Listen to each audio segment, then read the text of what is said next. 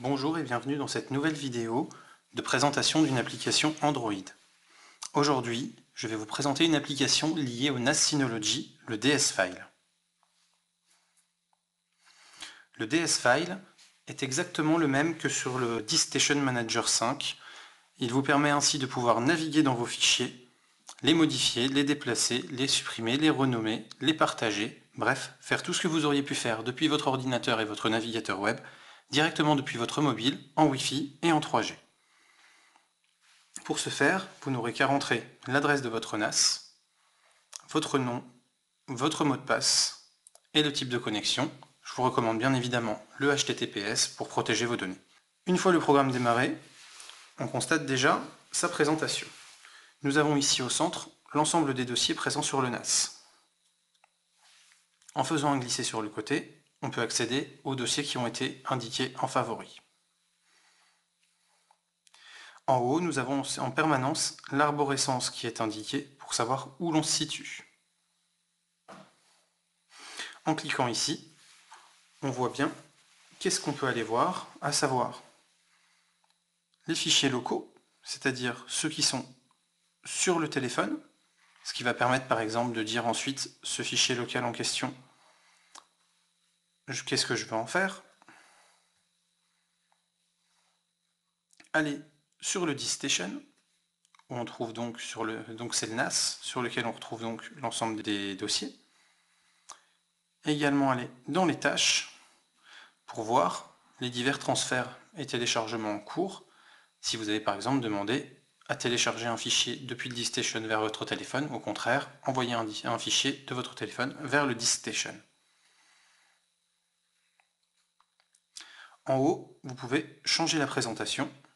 On voit d'ailleurs que c'est extrêmement fluide puisque, après le clic, la présentation change quasi immédiatement et ça peut changer extrêmement rapidement. Ici, vous avez à chaque fois un menu contextuel qui va vous permettre d'agir sur les différents fichiers et dossiers en fonction de ce que vous souhaitez faire. Actualiser va bien sûr vous permettre de vérifier si le fichier qui était par exemple en cours de modification est terminé de modifier, ou si des nouveaux fichiers qui étaient en cours d'envoi dans le dossier sont bien arrivés. Filtre va vous permettre de filtrer les résultats en tapant un mot-clé pour effectuer une recherche. Comme ceci. On voit là également que la recherche est extrêmement rapide.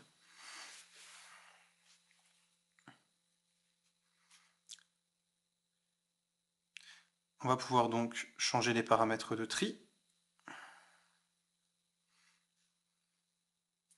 pour choisir comment vont se présenter les résultats et les différents dossiers qui vont apparaître. On va pouvoir effectuer une recherche, ici donc sur l'ensemble du dossier sur lequel on se situe, et quand on est à la racine sur l'ensemble du NAS. Dans les paramètres, on va retrouver les différentes informations sur les versions, sur le NAS sur lequel on est connecté, avec quel compte on est connecté.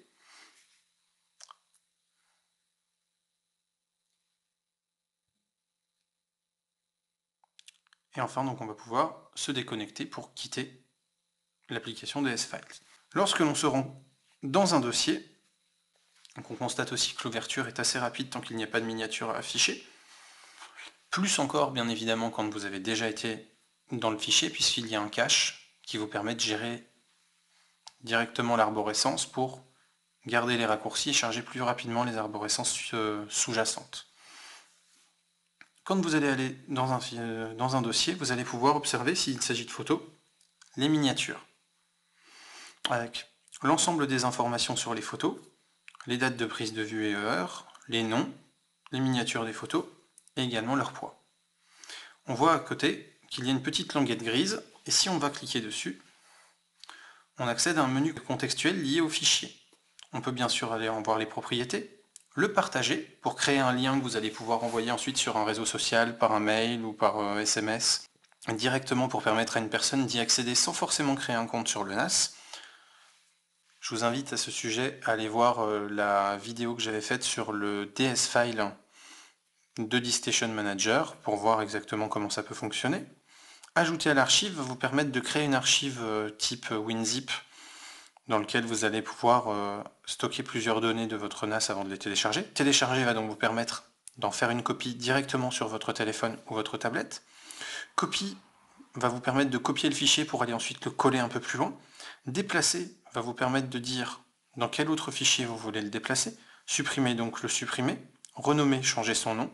Ouvrir pour le visualiser. Et télécharger, ouvrir pour le stocker en local, puis le visualiser.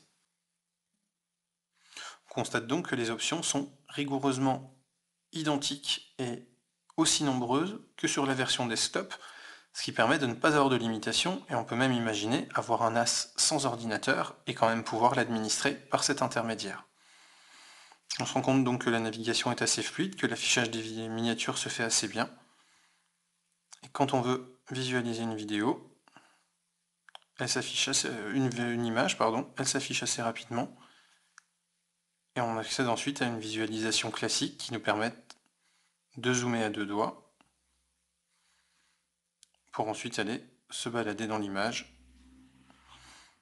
Et ici, donc toujours, d'accéder aux favoris par un simple glisser, ou d'accéder en prenant plus sur le côté du téléphone, vraiment en allant depuis la bordure de l'écran aux divers périphériques accessibles. On constate par contre qu'il n'y a pas de raccourci par la droite de l'écran, ni par le dessous, ni par le dessus, à part donc la barre de notification classique. Quand le fichier est ouvert, le menu contextuel n'est plus tout à fait le même, puisqu'on n'a pas l'ensemble des options qu'on avait sur la languette grise. Lorsque vous restez appuyé sur un fichier, vous avez automatiquement un menu de sélection multiple qui s'ouvre, qui va vous permettre de sélectionner plusieurs fichiers assez facilement. Et ensuite ici, de dire où est-ce que vous voulez les déplacer en allant choisir le fichier de déplacement. Vous pouvez également créer un nouveau fichier spécifique pour le déplacement en question. Dans le menu contextuel, vous allez retrouver les autres options pour télécharger le groupe, le partager, le compresser directement dans une archive globale contenant l'ensemble des fichiers, supprimer l'ensemble des fichiers sélectionnés ou les copier pour aller les coller plus loin sans les déplacer, pour les laisser à la fois ici et dans un autre dossier.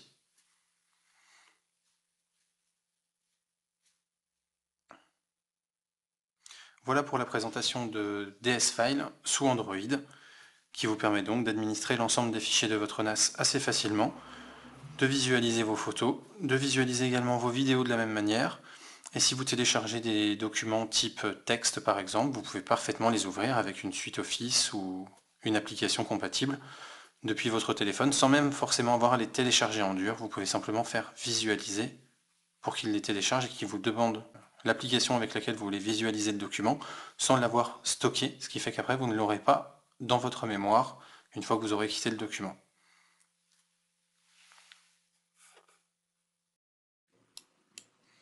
Vous avez aimé ma vidéo? Alors, j'aime, je partage et je m'abonne.